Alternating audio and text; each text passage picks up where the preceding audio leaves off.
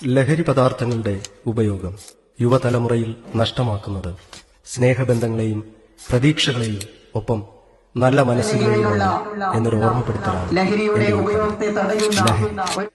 കണ്ടില്ല ഞാൻ എന്റെ അമ്മയുടെ നെഞ്ചക നെരിപ്പോടെരിയുന്ന കാഴ്ചയൊന്നും കണ്ടില്ലറിഞ്ഞില്ല ആരുമാനൊമ്പര ചൂടിന്റെ അർത്ഥം തിരഞ്ഞതില്ല.